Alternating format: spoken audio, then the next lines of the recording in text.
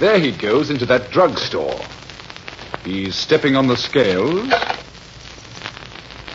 Weight 239 pounds. Fortune, danger. Who is it?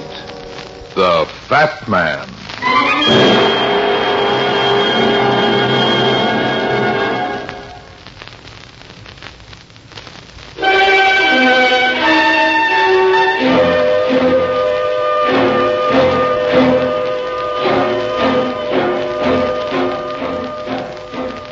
Man's bulk can cover a multitude of things, such as hard muscles and maybe a soft heart. I go for the first myself. They pay off better. Crime and soft hearts don't mix. But that doesn't mean you can't make a nice gesture once in a while, even in the midst of a considerable amount of murder.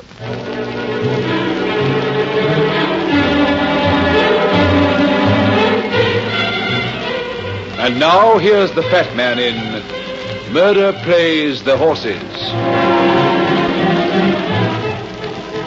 Colonel B.J. Decker's home was one of those old mansions over near the park.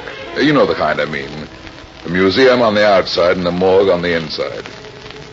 The colonel was pretty well known in the racing world and owned a few horses himself. He had a beautiful daughter and a knack for getting into more trouble than a 60-year-old playboy should. I'd done a couple of minor jobs for him when some of his chorus girl sweethearts got a little too rough. So I wasn't surprised when he called and said he wanted to see me right away. Runyon, come in. Hello, B.J. Pull up that chair and sit down. Have a martini?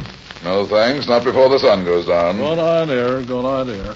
I don't either as a rule, but this business has got me all upset.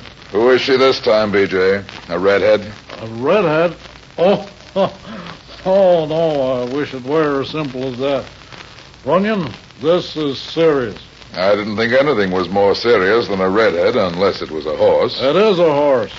In fact, it's more than one horse. And it's also my daughter, Ethel. Your daughter, eh? Okay, start at the beginning. Well, it was several weeks ago. One of my horses was running at Pimlico. She was the favorite and should have won in a walk, but she didn't.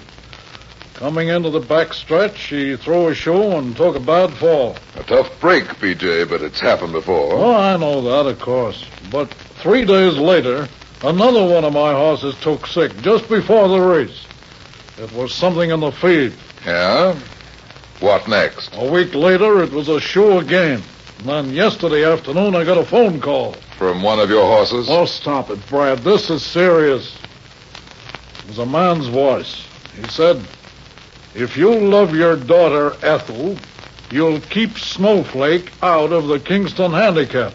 You didn't tell the police? No, I had nothing to go on. The Kingston Handicap is day after tomorrow, and Snowflake is the favorite. The purse is over $100,000. You didn't recognize the voice on the phone? No. And now you're going to scratch Snowflake? I'm afraid not to. Okay, B.J., I'll see what I can do. Well, here's $50. $50? Who are you trying to kid, B.J.? Oh, I don't mean that's all I'm going to pay you. That's just all the cash I have in my pocket. I don't mind a check. Oh, what's the matter with you anyway, Runyon? I'll pay you whatever you want. You know that. Now quit acting like a schoolboy and help me. Okay. Any idea who might be behind this business? Well, I do have, but... Don't stall. If you know something, tell me. Look here, Runyon, I don't want to point suspicion at anybody without being positive. Okay, B.J., it was a nice chat. I'll be seeing Now, you. wait a minute. You've got to help me. All right. Who's behind it? Well, I don't like to jump to conclusions. I think I know, but I like the boy, and he does a good job. He works for you? Yes. He's Eddie Burns, my jockey.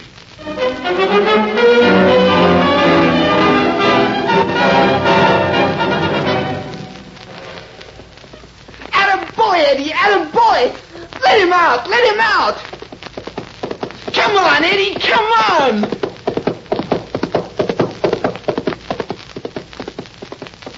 Nice horse. Nice? Who you trying to kid, mister? That snowflake. Yeah? Good horse, eh? There ain't no better.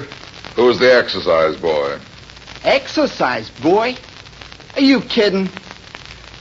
You ain't been around much, have you, mister? That's Eddie Burns, the best jockey in the business. Oh, Eddie Kearns. Not Kearns, Burns. Oh, brother, you're a real square, aren't you? Not if you're observant. You a jockey?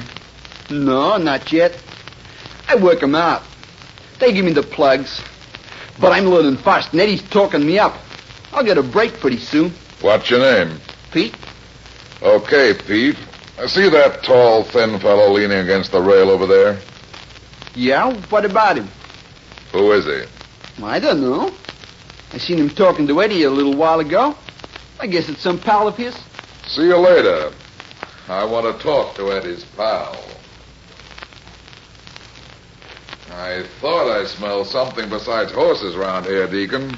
It couldn't be a fat detective, could it? It might be a tin-horn gambler. I know a fellow once who had a wonderful nose. It was so good he just had to go around using it all the time.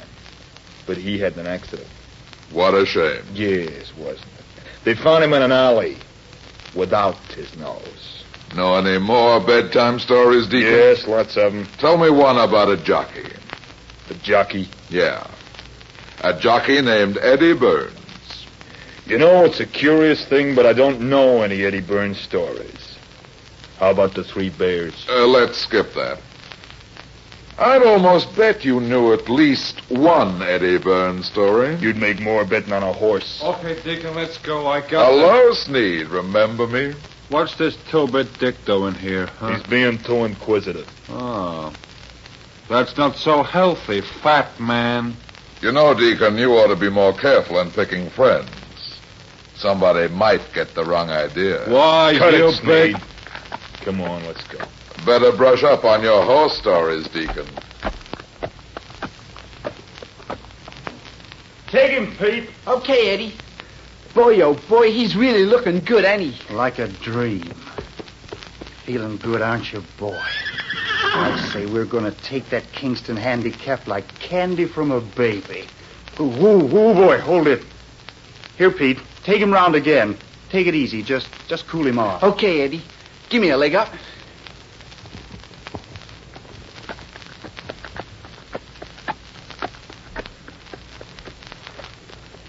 I hear there's a big purse in the Kingston handicap, Eddie. Here. Think you'll win it? Maybe. What's it to you? Some funny things have been happening to Colonel Decker's horses lately. Okay, mister, what's on your mind? Talk straight. Somebody might think you're behind it. Well, some funny things have been happening, all right, but I'm not behind it. Somebody called the colonel yesterday and threatened his daughter Ethel if Snowflake ran on the Kingston handicap. Know anything about it? Me? That's right. Why, I wouldn't threaten Ethel. Why not? Because we're getting married right after the big race.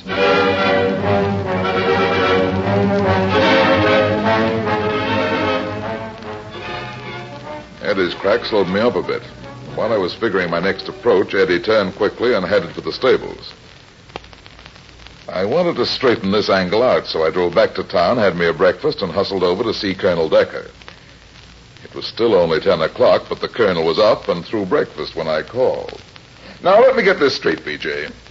You said it was your jockey, Eddie Burns, who phoned you and threatened Ethel. Ed, where's Eddie, I tell you? But he says he loves Ethel and they're getting married the day after the race. Why, that's ridiculous. Eddie marry Ethel? Well, I might have known it. Now, stop. If you want me to help you and protect your daughter, you've got to come clean or I quit right now. All right, Runyon, I'll tell you the whole truth. It's about time. I was foolish, perhaps, but, well, it looked like a sure thing, and I couldn't resist the temptation. What are you talking about? A few weeks ago, two gentlemen that I know got in touch with me. They had some money. They wanted to bet on a long shot, and they wanted to spread it around without too much suspicion, so they asked me to bet $25,000 for them. Who were these gentlemen? 2 men named Deacon and Sneed. And you took the money but didn't place the bet. That's right.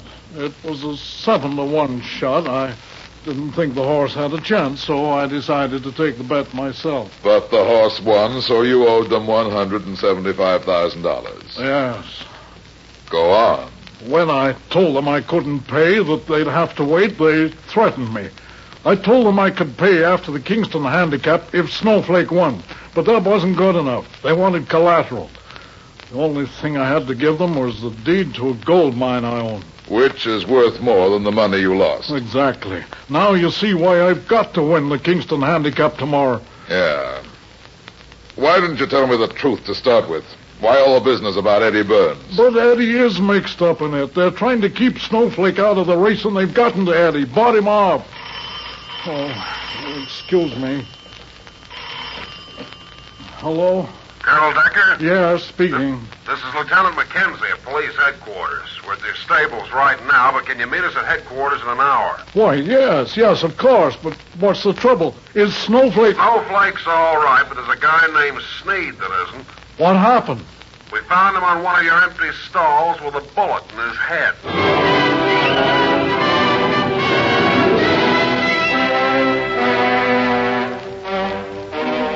The colonel told me about the phone conversation and said that the police figured that Sneed had been murdered around 8 that morning. Right after I'd seen him, by the way. We killed a little time over a cup of coffee, then I drove the colonel down to headquarters, where, after a few questions, he was sent home. I was just about to leave when they brought in Sneed's pal, the Deacon. Hello, Deacon. Got a good one in the 4th tomorrow? What are you doing here, fat man? Too bad about your pal, Sneed. Yes, very unfortunate.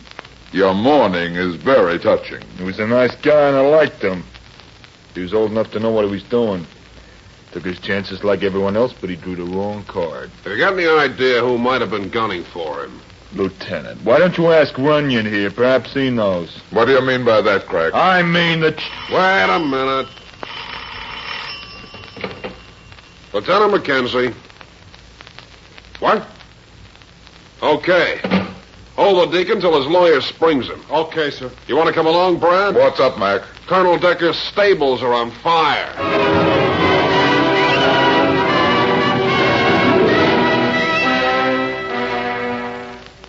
When Mackenzie and I arrived at the track, Decker's stables were a smoldering mass of ruins. The intense heat had prevented every attempt to save the horses. And Colonel Decker angrily declared, Eddie Burns is behind all this, Runyon. They didn't want my horse Snowflake to run. They wanted to ruin me, and now... But, Dad, I know Eddie didn't have anything to do with this. You keep out of this. But, Dad... Ethel, are you all right? Eddie, where have you been? Oh, I just heard about the fire. Oh, Mr. Runyon, I've got something important to tell you. what are you doing with that gun, Eddie? Well, that's what I wanted to tell you. I found it down near the Madison stables. Let me have it. It's been fired, Eddie. You see, Runyon, I told you Just all a second, along... Colonel, just a second. Where were you this morning, Miss Decker? I went out riding. Who with?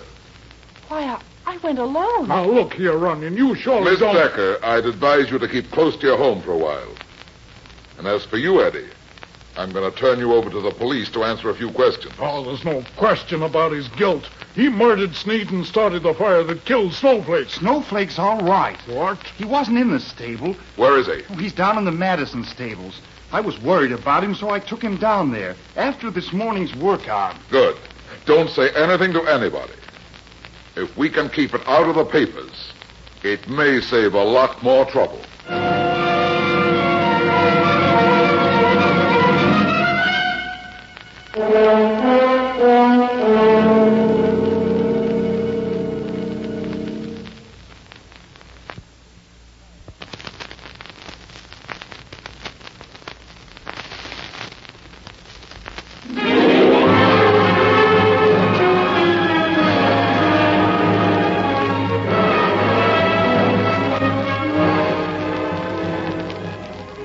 Murderer on the loose, I stayed close to the Decker family. The next noontime, the day of the big race, I told the colonel I'd drive him out to the track. Eddie Burns was in police custody, and Pete, the young stable boy, was assigned to ride Snowflake. With the deacon free because of lack of evidence, the colonel didn't object to my companionship. Until he found out where I was taking him. You know, Colonel, there are a couple of things that don't make sense. What? Why Sneed was murdered, for instance. Well, that's simple. Is it? Of course. The deacon killed him. The deacon may be a crooked gambler, but he's no fool.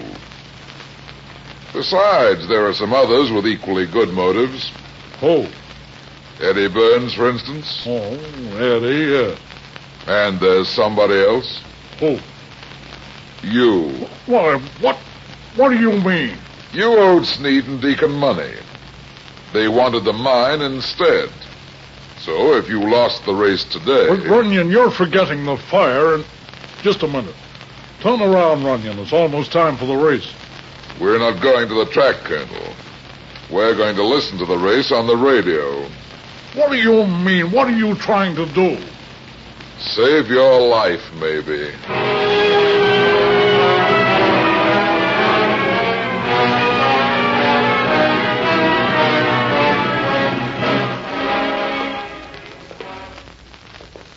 But I told you, Runyon, I want to be at the track. Whose house is this? A friend of mine. Come in and relax. Come on, Colonel. Sit down and be comfortable. I'll turn on the radio. I won't sit down.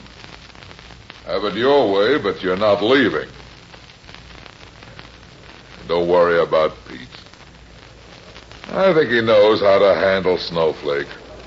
That's my way to me. Weather is clear, track fast. The horses are on the way to the starting gate. Right beneath me are the boxes reserved for the owners.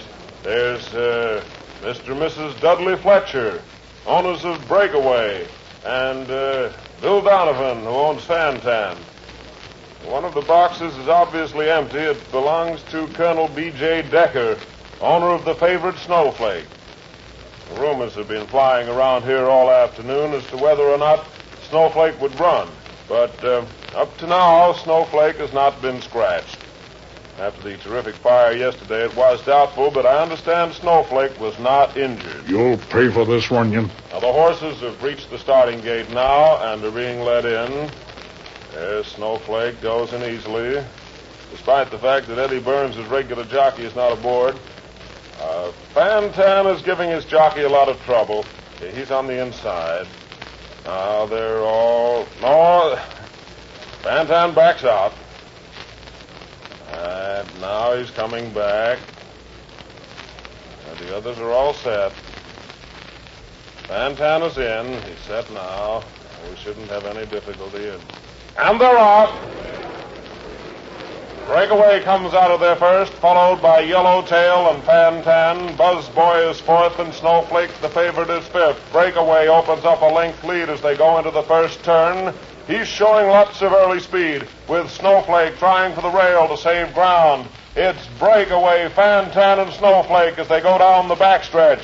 Yellowtail is falling off the pace, and Buzzboy fades. As they go into the far turn, it's still Breakaway on top by a length. And Snowflake makes his move. He's up on Fantan and pulling away. Snowflake is coming up fast. They're making the turn into the home stretch now. Snowflake is bearing down on Breakaway. It's an eighth of a mile to go, and Snowflake has caught Breakaway. They're neck and neck. It's a stretch duel. Both boys go to the whip, and Snowflake goes into the lead. He's going to win. But something's wrong. The jockey on Snowflake is collapsing the saddle. But Breakaway takes the lead. The jockey is falling. Yeah, he's falling. There he goes. He's fallen off Snowflake, and Breakaway opens up a lead of a length and a half. Any idea what happened, B.J.? It's your fault, Runyon. If I'd been at the track, this would never have happened. Look, Runyon, the window.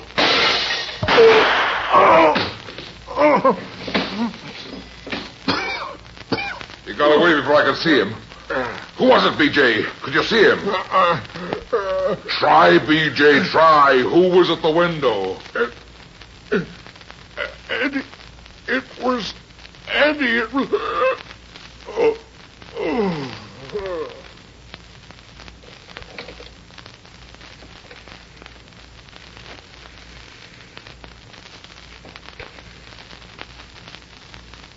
Operator. Operator, give me police headquarters.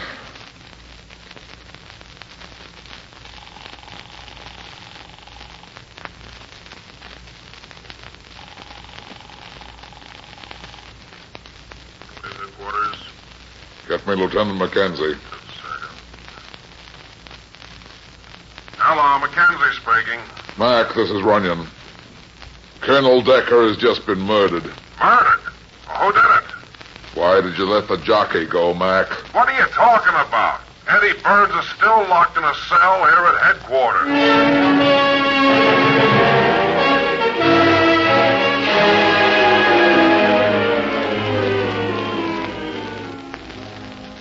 After the police routine was over, I decided to look in on the Deacon.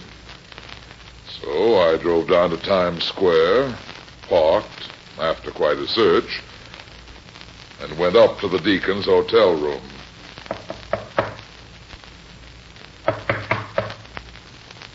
Who is it? Bellboy. What do you want? Message.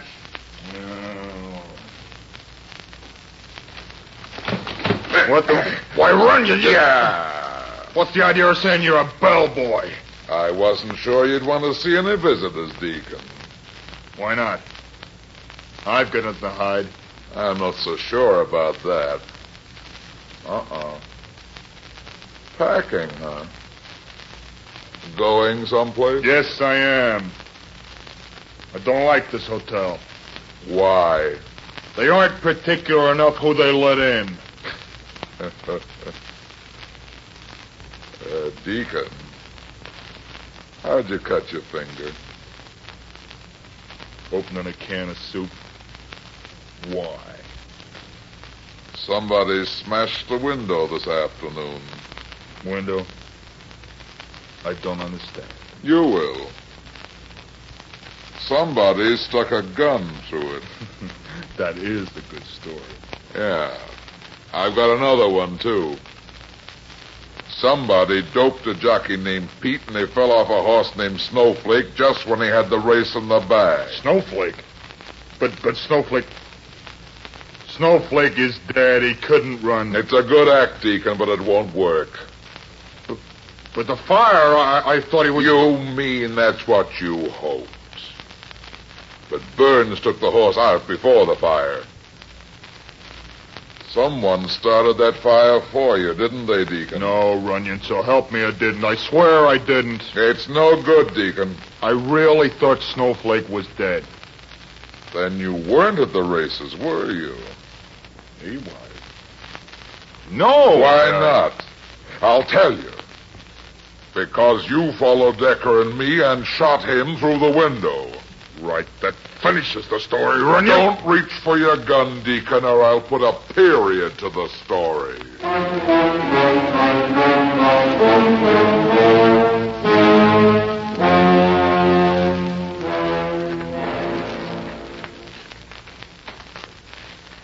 Oh, I can't figure you out, Brad. What's the idea of bringing me out here to the racetrack so early in the morning?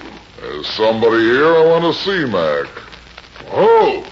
I'll show you in just a minute. But, Brad, it's an open and shut case. You said so yourself. It is, but not the way you think.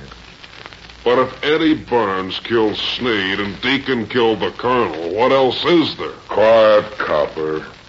Let me do the talking. Oh, okay, but I hope you know what you're doing. I do. There they are, over by the rail. Why, that's Colonel Decker's daughter and the kid, Pete. Yeah. Now remember what I said.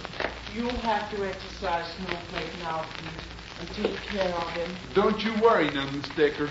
I'll take good care of him. Good morning. Mr. Runyon, what are you doing out here? I wanted to see you. The police are freeing Eddie. Oh, thank heavens, thank heavens. I knew Eddie wasn't a murderer. I knew he wouldn't. And you can get married right away. I knew Eddie wasn't guilty. That's right, Pete. But, Runyon, what are you... Pete, you'd better take Miss Decker home so she can welcome Eddie. Yes. Oh, thank you, Mr. Runyon. Thank you. Come on, Pete. What's the matter with you, Brad? You've lost your mind. What's the idea of telling that girl that Eddie Burns is going to be let out of prison? Listen, Mac. For once in your life, you're going to forget that you're a cop. You're going to tell a little white lie. Huh? It won't hurt anybody, and it'll make somebody else happy. What do you mean? Deacon murdered the colonel, but as far as you and I are concerned, he killed Sneed, too. And don't forget, Mac, you can only electrocute a man once. But, Brad, you don't know what you're saying. That's letting the real murderer get away. You can't get the real murderer. Why not? Because he's dead. Dead? Yeah. Mac, surprise, surprise. Colonel Decker murdered Sneed. Decker? Sure, it all fits in. But I don't get it. The colonel stalled me on my fee. That made me suspicious, so I looked into his financial affairs. So? I found out the mine Decker gave Sneed and Deacon as collateral was worthless, and Decker knew it. Oh, then he didn't really want Snowflake to win the Kingston. Right. It was a sort of double cross. Sneed and Deacon didn't want Snowflake to win either, because they thought the mine was worth a fortune. And they wanted it instead of the money that Colonel owed them. Decker realized he had a chance to kill 3 birds with 1 stone. 3? He wanted to keep Eddie from marrying Ethel, so he decided to frame him. Make it look as if the gamblers had bought him. Ah, then the colonel monkeyed with his own horses to throw suspicion on Burns, and he was behind all the other funny business of the track. Yeah. He saw a chance to clear his debt with a worthless mine by burning the horses and collecting the insurance.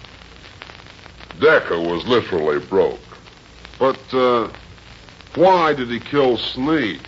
Sneed learned the truth about the mine too soon, so the colonel had to kill him. Deacon found it out from Sneed. That's why he killed the colonel. Ah, so that's it. Yeah.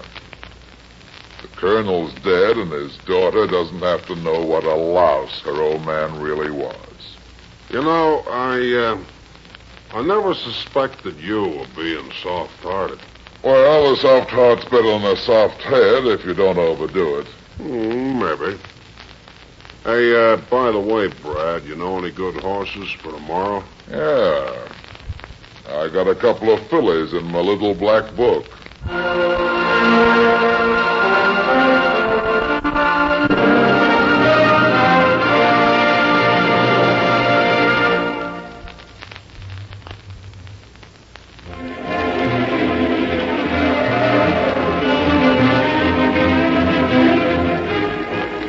Well, that's that. It seems I spend my life in getting into trouble and getting out of it.